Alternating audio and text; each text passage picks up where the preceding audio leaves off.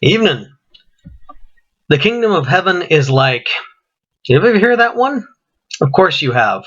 This starts off a lot of Jesus' different parables.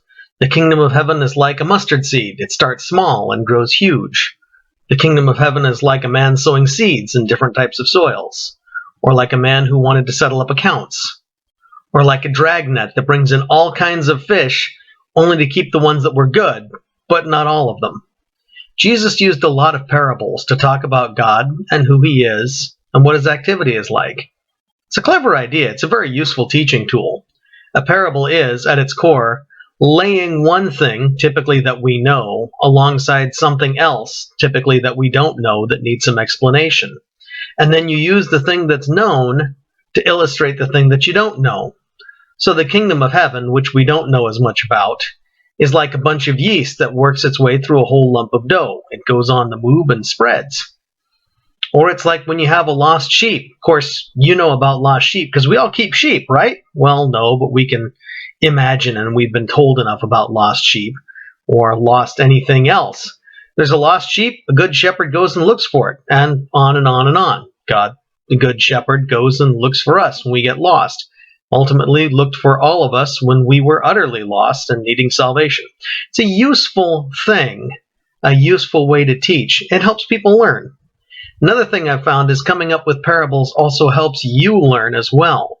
You might think you know or understand something, then try teaching someone about it or coming up with some sort of a comparison to teach about it.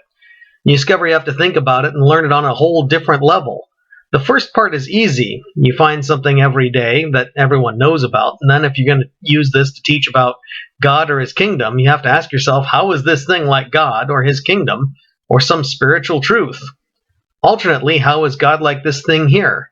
It's a two-way exercise in comparison, and you've got to be careful because not all parables really work with what the Bible teaches.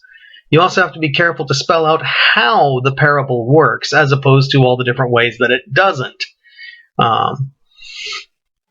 I could say, for example, the cross is like a well-functioning sewer. It takes my filth away. And in this one way, the cross-sewer comparison works. There are a whole lot of ways that the cross, however, is not like a well-functioning sewer. This is part of the challenge of making certain that it works well and that it's figured out well. You have to make certain that it fits. So why go to all this trouble talking about parables? Because I'm going to encourage you to look around your house or wherever you go for a walk to get some exercise or other everyday locations, especially if your world tends to contract just a little bit as we stay home a bit more. For the next couple of weeks, go looking for parables or comparisons, things that illustrate who God is or what he's about and how and how this thing illustrates who God is. It's meant to be a fun exercise, a creative exercise. You might even more simply just ask, how do these things around you remind you in some way about God or what he's done? See what you can come up with, and then share it. Call someone up, tell it to someone you talk to on the phone. If you're feeling brave or carefree, post it to the church's social media for everyone's edification and consideration. Hopefully, this is one more way to have some creative fun and grow a little in your faith. Have a good, blessed evening in the meantime, and remember, no man is an island, and you don't have to be either. So call, write, wave at someone in the park, and keep pulling together during this time of isolation. Shalom.